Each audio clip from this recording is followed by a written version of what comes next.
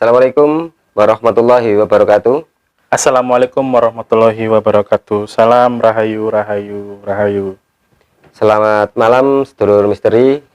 Di sini kita akan membahas tentang 7 tempat wisata yang mempunyai daya mistis yang ada di Banyuwangi.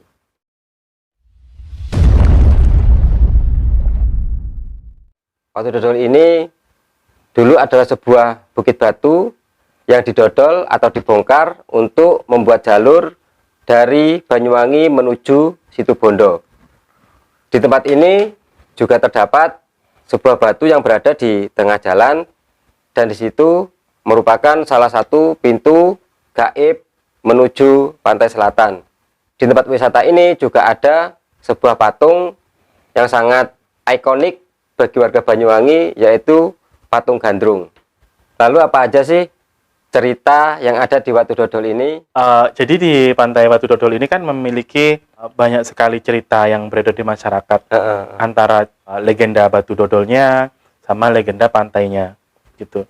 Untuk cerita mistisnya, jadi pantai Watu Dodol ini yang batu yang ada di tengah jalan itu, itu adalah pintu gerbang menuju pantai selatan atau ke Alas Purwo. Gitu. Jadi pintu gerbang makhluk astral, jin, itu pintu gerbangnya itu ada di Batu Dodol itu. Dan di sebelah sisi timurnya tuh kan pantai kan. Jadi di pantai Batu Dodol ini tuh ada sebuah kerajaan kecil. Itu adalah kerajaan utusan dari Ratu Roro Kidul untuk menjaga Selat Bali. Di situ juga ada patung Gandrung. Kata orang-orang patung Gandrung itu bisa menari, sekilas ada yang menari, sekilas ada yang melirik gitu.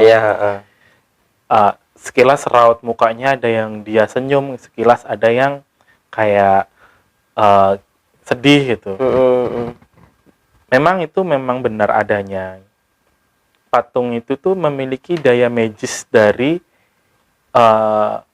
kekuatan dari si batunya itu, Mas. Kan batunya itu kan yang menjagakan para jin dedemit gitu, Mas. Pusatnya para jin dedemit. Jadi dia bertempat tinggal juga di patung itu. Dan patung itu tuh kadang ada menampakkan raut muka senyum dan raut muka sedih. Jadi kalau senyum itu memang asli dari patungnya itu.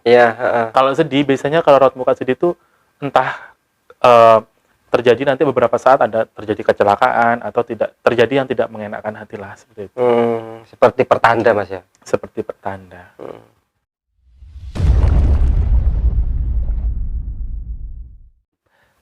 Pantai Bum ini merupakan salah satu destinasi wisata yang lagi booming atau yang lagi banyak digandrungi pada beberapa tahun belakangan ini. Di tempat ini ternyata juga memiliki sebuah cerita atau tragedi pada masa beberapa tahun yang lalu, yaitu terjadinya tragedi Inkai, tragedi di mana para karateka yang sedang melakukan latihan di Banyuwangi tenggelam dan terseret ombak di Pantai Bum ini. Dan juga di Pantai Bum ini sempat terjadi beberapa kali kejadian pengunjung atau warga yang terseret ombak di Pantai Bum ini. Jadi Pantai Bum ini kan mengisahkan antara sejarah dan era prasejarah gitu. Jadi kalau misalkan lebih jelasnya bisa tonton video kita yang lalu itu, Mas. Untuk sisi mistisnya, jadi mereka itu sedang melakukan latihan atau penaikan pangkat di alun-alun Belambangan. Jadi dia melakukan jalan-jalan atau latihan di pantai Pulau Santen. Nah, setelah ada aba-aba kalau misalkan mereka harus segera ke alun-alun Belambangan, jadi mereka jalan pintas antara Pulau Santen sama Pantai Bum. Itu ada muara. Nah, pada saat beberapa itu banyak kan 1, 2, 3 yang yang sudah menyeberang, tapi mereka terseret. Akhirnya yang lain ikut membantu, akhirnya semuanya terseret di situ, dan hanya 1 atau 2 orang yang selamat saja. Dan saya lihat di Pantai Bum itu kan memiliki daya magis tersendiri, Mas. Di situ tuh ada yang namanya itu pasar gaib. Di situ tuh kalau misalkan hari-hari tertentu itu mengeluarkan bau anyir, bau amis, tapi bukan anyir atau amis pantai, tapi bau anyir-anyir darah manusia. Dan saya melihat banyak sekali kayak seperti pengawal-pengawal yang sedang berjajar rapi menghadap ke pantai itu. Untuk yang di sebelah Pelengsengan sendiri, di situ ada kayak rawa-rawa. Iya. Ada rawa-rawa. Nah, saya ngelihat di rawa-rawa itu memang ada yang menjaga buaya berkepala manusia. Sosok buaya berkepala manusia. Dan itu dia itu menjadi ratunya yang menjaga Pelengsengan itu pantai bumi yang sebelah Bagi utara. Dia sering di situ memakan korban. Iya. Ada anak kecil itu juga menjadi korban. Terus saya melihat lagi di Pelengsengan itu ada sosok laki-laki. Iya. Tapi dia menari gandrung. Dia sedang memperdalam ilmu atau memperdalam hal magic. Dia melakukan perjanjian di daerah Pelengsengan dan pastinya dia meninggal di situ. Arwahnya itu masih di situ. Dia sedang menari-nari dan sedang menyanyikan lagu sinden khas Banyuwangi.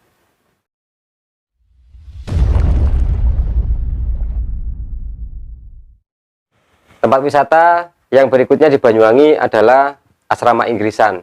Asrama Inggrisan ini merupakan sebuah tempat di mana pada zaman masa penjajahan Belanda Jepang sempat menjadi tempat penginapan atau loji para pedagang-pedagang yang berasal dari luar daerah atau dari luar negeri.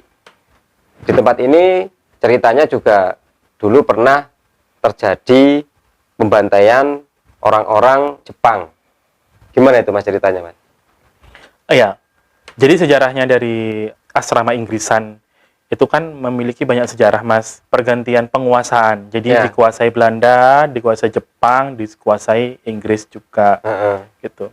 Dan banyak sekali cerita mistis atau banyak sekali hal-hal mistis yang ditemukan pas kita syuting kemarin. Bangunan utama yang ada di sebelah barat itu kan memang dijaga oleh makhluk besar yang dulunya itu memang asli menjaga wilayah itu.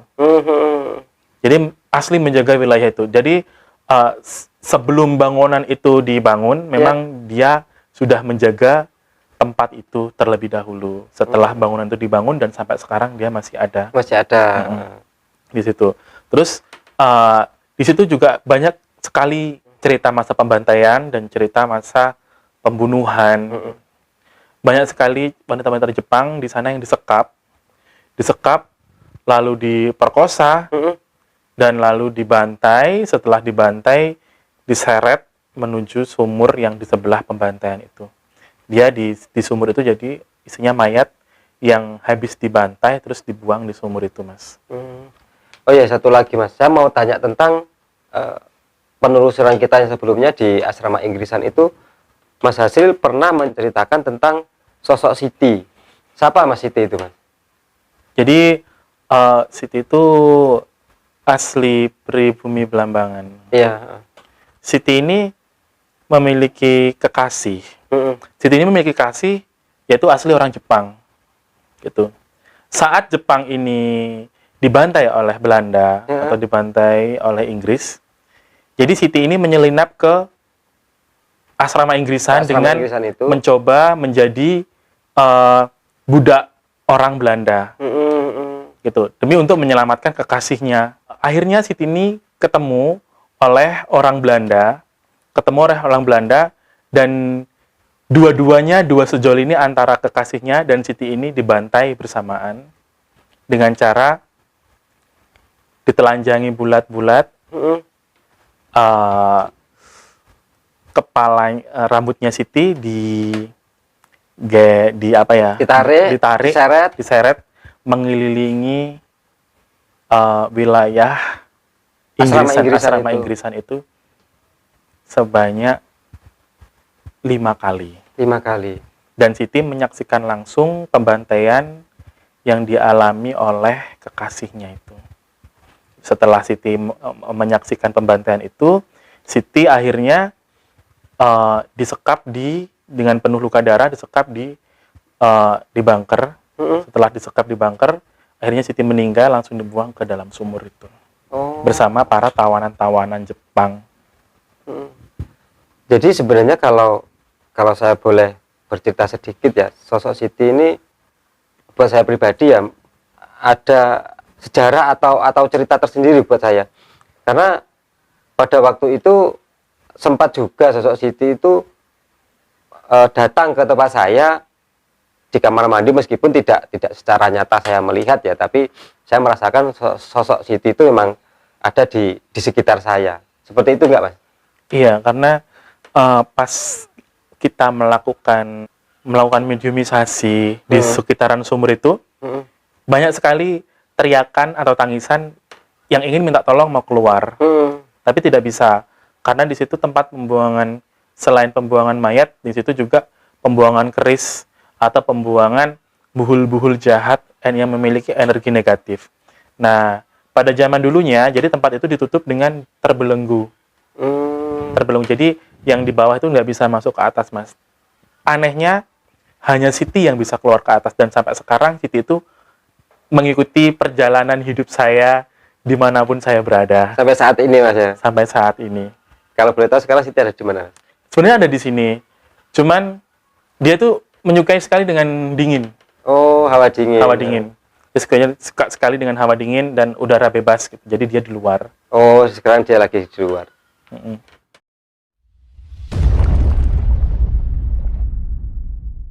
Destinasi wisata yang berikutnya di Banyuwangi ini adalah lokasi Rawabayu. Lokasi Rawabayu ini penuh sejarah tentang kerajaan Blambangan. Di Rawabayu ini pernah terjadi perang Puputan Bayu, dan di Rawabayu ini juga pernah Prabu Tawang Alun melakukan pertapaan dan juga mengasingkan diri dari dunia kerajaan. Ceritanya gimana sih, Mas, tentang Rawabayu ini sebenarnya, Mas? Jadi wilayah Rawabayu ini memiliki dua cerita. Ya. Era sejarah dan era prasejarah. Jadi era prasejarahnya memang pada zaman-zaman masa kerajaan Macan Putih atau Prabu Tawang Alun. Itu jadi Prabu Tawang Alun itu dia lagi mengasingkan diri karena memiliki masalah di kerajaan. Terjadi konflik di kerajaan, jadi dia mengasingkan diri di Rawabayu. Dia mengasingkan diri di Rawabayu dan dia mendapat wangsit untuk mencari yang namanya tunggangan.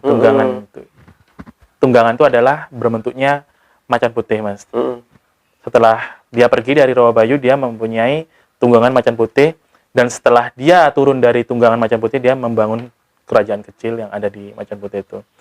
Dan untuk sejarah penjajahannya, di sana telah terjadi perang Puputan Bayu yang melibatkan puluhan ribu jiwa yang ikut perang melawan VOC Belanda, dan tersisa hanya ribuan jiwa aja.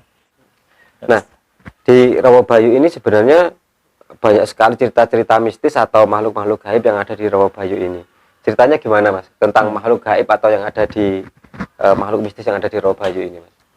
Jadi untuk makhluk gaibnya, Rawabayu itu memiliki banyak sekali yang namanya penguasa-penguasa di situ, Mas. Iya. Ada penguasa danau. Jadi penguasa danau itu namanya Nyai Resek. Nyai Resek ini memiliki apa namanya ya, kayak prajurit lah, kayak prajurit gitu. Jadi prajuritnya itu bentuknya itu memang manusia setengah buaya.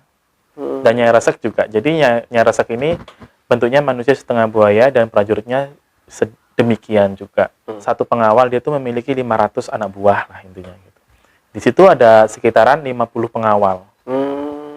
Jadi di situ tuh menyebar lah. Nyai Resek.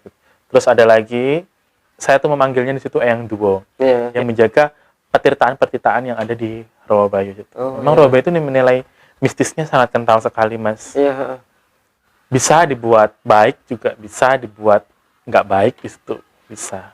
Banyak orang yang ngalah berkah di tempat Rawabayu ini, Mas ya. Iya, dan apa ya? Rawabayu itu memang cocok buat ajang meditasi, menenangkan pikiran, terus mengeluarkan energi negatif dan menyerap energi positif yang ada di situ.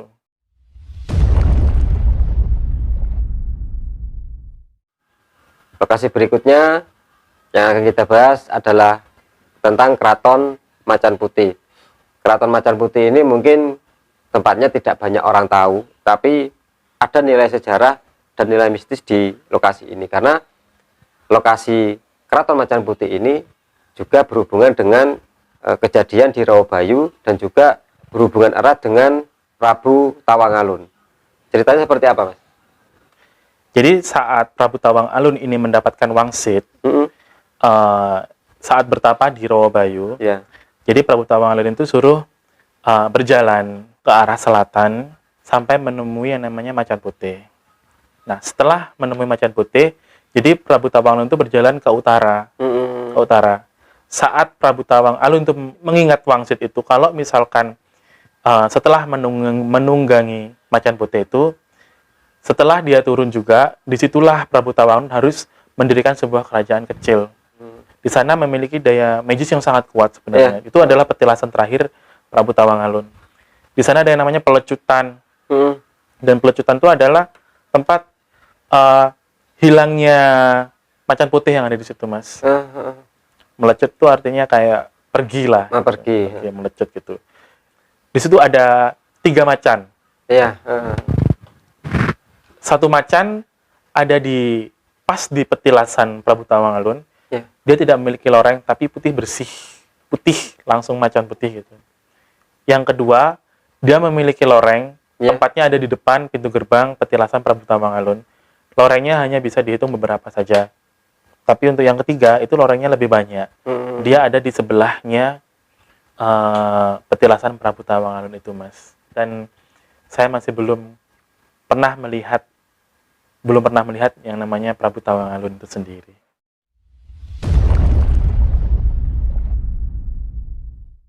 Tempat mistis berikutnya adalah Alas Baluran.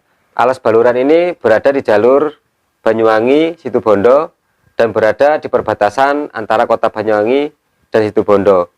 Tempat ini juga banyak berkembang cerita-cerita mistis dan juga mitos-mitos yang ada di masyarakat. Mas Hasil mungkin bisa menjelaskan sedikit tentang cerita di Alas Baluran itu, Mas. Oke. Jadi ada sangkut pautnya dari Watu Dodol, Mas. Ya. Jadi pembangunan Watu Dodol itu mengisahkan kisah pilu bagi pribumi Belambangan. Ya. Jadi pas melakukan pekerjaan itu banyak sekali mayat-mayat yang bergeletak di pinggir jalan karena kerja paksa itu tadi. Dan pembuangan mayat-mayat yang ada di situ itu di Alas Baluran. Pembuangan mayat-mayat ada di situ yaitu ada di Alas Baluran. Dan pada masa itu jadi pribumi Belambangan ini terus melakukan kerja paksa dari Watu Dodol ke Panarukan Situbondo. Jadi pas paling banyak menelan korban itu ya di Alas Baluran itu paling banyak menelan korban. Terus pada zaman PKI itu banyak orang-orang yang menumpas PKI dan dibuang ke yang namanya Jurang Tangis. Ada yang namanya Jurang Tangis berarti di sana, Mas, ya? Ada yang namanya Jurang Tangis. Dan Jurang Tangis ini memiliki daya mistis tersendiri, Mas. Ya. Jurang Tangis itu kalau malam itu biasa terdengar suara tangisan-tangisan minta tolong atau suara rintih-rintihan. Kadang banyak sekali pengendara-pengendara kalau misalkan di situ mitosnya jangan melewati situ sebelum maghrib. Gitu. Karena banyak lalu lalang tempat menyeberangnya makhluk astral yang ada di Jurang Tangis itu, dia naik ke atas jadi dia menyeberang itu. Banyak sekali lalu lalang orang yang melihat penampakan kadang wanita, kadang juga pria memakai baju tentara kayak gitu. Dan banyak sekali penampakan yang terlihat nyata. Terlihat nyata itu dia itu memang ada berdiri di situ dan semua orang bisa melihat.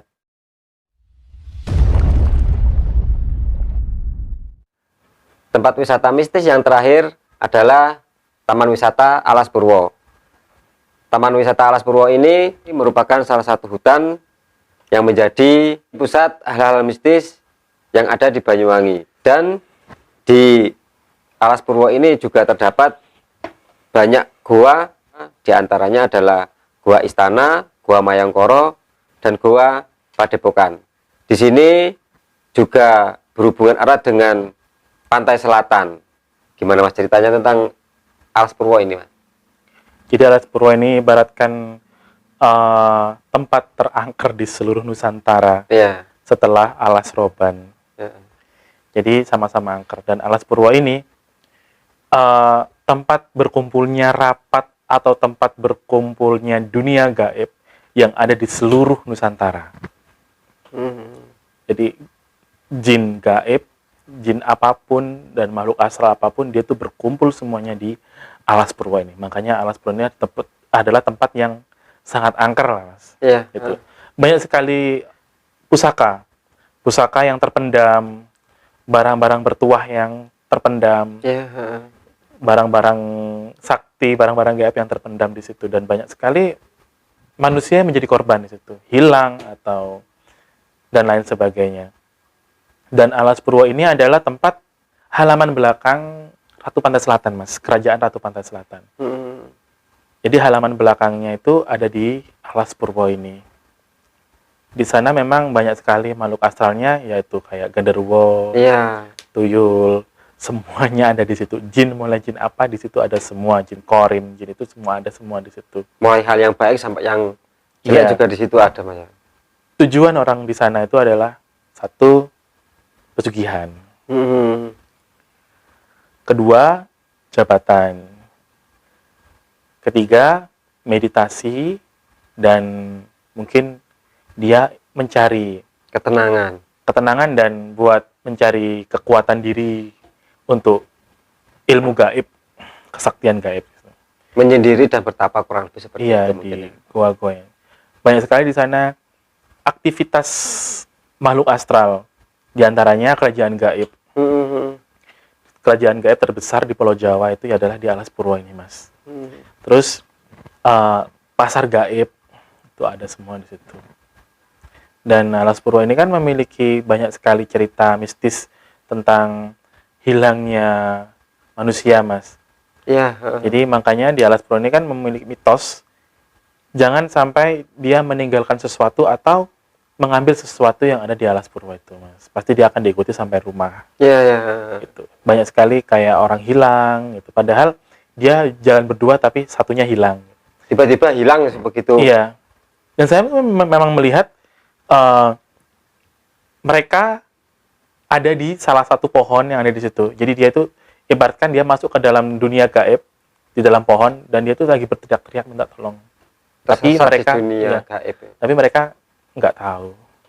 Seperti manusia biasa, dia tuh nggak tahu kalau mereka itu lagi berteriak kayak lagi menggedor pintu itu untuk minta tolong. Oke, sedulur misteri, demikian tadi beberapa tempat wisata yang sudah kita review.